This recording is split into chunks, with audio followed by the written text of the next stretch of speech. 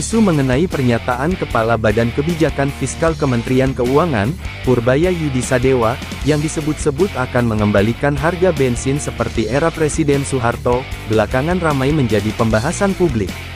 Banyak unggahan di media sosial yang menarasikan bahwa Purbaya berjanji membuat harga bahan bakar minyak BBM, khususnya bensin bersubsidi, turun drastis seperti pada masa Orde Baru ketika harga bensin sempat berada di kisaran Rp600 hingga Rp1.000 per liter. Narasi ini kemudian memunculkan berbagai tanggapan, mulai dari harapan sebagian masyarakat yang saat ini sedang merasakan tekanan ekonomi, hingga kritik dari berbagai pihak yang menilai narasi tersebut tidak berdasar bahkan menyesatkan. Untuk memahami duduk persoalan sebenarnya, perlu dilihat konteks pernyataan Purbaya, dinamika harga BBM di Indonesia, serta perbandingan situasi ekonomi masa lalu dan masa kini. Pertama, isu ini mencuat ketika dalam sebuah forum diskusi ekonomi, Purbaya menjelaskan mengenai perubahan kebijakan subsidi BBM di Indonesia. Ia menyampaikan bahwa pemerintah dalam beberapa tahun terakhir berusaha menjaga agar harga energi tidak membebani masyarakat, khususnya mereka yang berpenghasilan rendah. Namun, pernyataannya kemudian dipotong dalam beberapa unggahan di media sosial sehingga seolah-olah dia menyatakan bahwa pemerintah siap mengembalikan harga bensin murah seperti era Soeharto. Padahal, jika merujuk pernyataan lengkap, Purbaya tidak pernah menyebut angka harga bensin tertentu, apalagi menjanjikan tarif serendah Rp600 atau Rp1.000 per liter. Yang ia sampaikan adalah bahwa pemerintah berkomitmen menjaga stabilitas harga BBM melalui skema subsidi yang lebih tepat sasaran.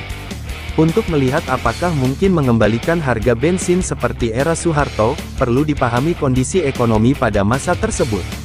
Pada era 1980-an hingga pertengahan 1990-an, pendapatan negara dari sektor minyak sangat kuat karena harga minyak dunia relatif tinggi dan produksi minyak Indonesia besar.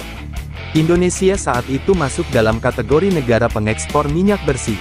Pemerintah memiliki ruang fiskal cukup luas untuk mensubsidi energi dalam jumlah besar. Selain itu, konsumsi kendaraan bermotor masih sangat terbatas. Tidak banyak mobil pribadi seperti saat ini, dan penggunaan kendaraan roda 2 juga tidak sebanyak sekarang. Artinya, beban subsidi energi yang ditanggung negara lebih ringan dibandingkan kebutuhan konsumsi BBM di masa modern. Kondisi ini jauh berbeda dengan situasi Indonesia saat ini. Sejak awal 2000-an, Indonesia berubah menjadi negara pengimpor minyak. Konsumsi BBM nasional meningkat pesat seiring pertumbuhan penduduk dan ekonomi. Penggunaan kendaraan pribadi semakin tinggi, sementara produksi minyak nasional terus menurun karena banyak sumur tua dan minimnya penemuan cadangan baru yang signifikan. Akibatnya, harga jual BBM di Indonesia tidak bisa lagi sepenuhnya dipatok dari perhitungan internal, melainkan sangat dipengaruhi harga minyak dunia dan nilai tukar rupiah terhadap dolar AS. Ketika dolar menguat dan harga minyak global naik, maka biaya impor BBM dan biaya penyediaannya meningkat drastis. Dalam kondisi tersebut, jika pemerintah memaksakan harga bensin kembali seperti era Soeharto, maka beban subsidi negara akan sangat besar.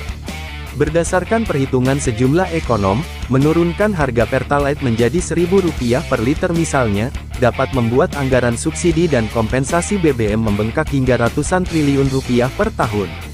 Ini tentu mengancam stabilitas keuangan negara dan berpotensi mengganggu pembiayaan sektor penting lain seperti pendidikan, kesehatan, dan pembangunan infrastruktur. Oleh karena itu, janji mengembalikan harga BBM seperti era Soeharto dinilai tidak realistis dan tidak disebutkan dalam pernyataan resmi pemerintah. Purbaya sendiri dalam beberapa kesempatan menekankan bahwa yang lebih penting adalah membuat skema subsidi yang adil dan tepat sasaran. Artinya, subsidi tidak diberikan secara menyeluruh kepada semua pengguna bensin, tetapi diprioritaskan kepada masyarakat yang benar-benar membutuhkan, seperti kelompok berpenghasilan rendah dan pelaku sektor usaha kecil. Pemerintah juga sedang mengembangkan pola subsidi tertutup yang berbasis data sehingga pembelian BBM bersubsidi akan lebih terkontrol melalui identifikasi konsumen, bukan lagi berbasis jenis barang seperti Pertalite atau solar semata.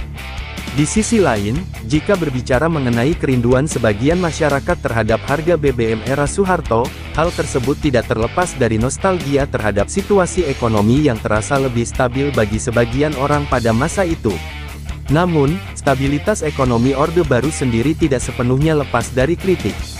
Subsidi yang besar pada masa itu menciptakan ketergantungan pada pendapatan minyak dan menimbulkan beban berat ketika harga minyak dunia turun dan krisis moneter tahun 1997 sampai tahun 1998 terjadi.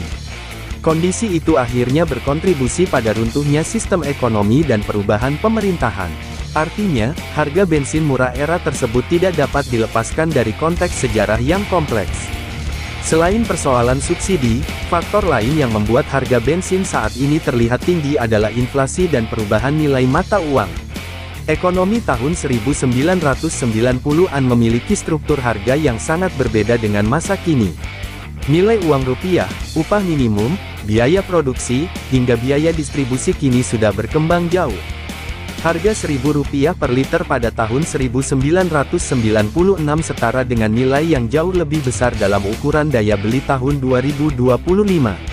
Dengan kata lain, membandingkan harga secara angka nominal tanpa memperhitungkan inflasi tidak memberikan gambaran sebenarnya.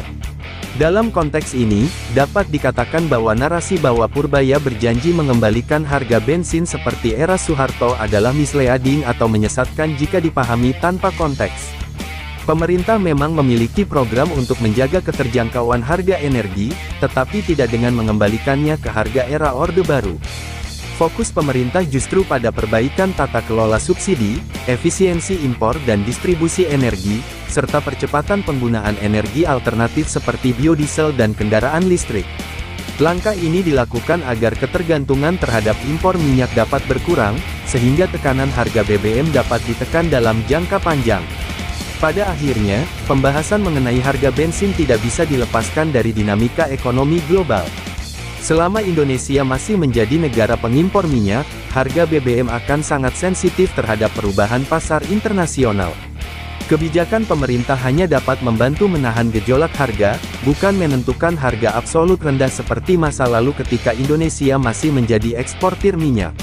Oleh karena itu, memahami isu ini perlu kesadaran akan konteks ekonomi, bukan sekadar membandingkan angka nominal dari dua masa yang berbeda. Dengan demikian, fakta yang dapat ditegaskan adalah bahwa Purbaya tidak pernah menyatakan atau menjanjikan bahwa harga bensin akan dikembalikan ke harga era Soeharto. Yang ia tegaskan adalah upaya menjaga stabilitas harga BBM dengan pola subsidi yang lebih tepat sasaran dan berkeadilan. Sementara narasi yang berkembang di media sosial cenderung merupakan pembingkaian yang tidak utuh dan dapat menyesatkan jika tidak dilihat berdasarkan pernyataan lengkap dan kondisi ekonomi sebenarnya.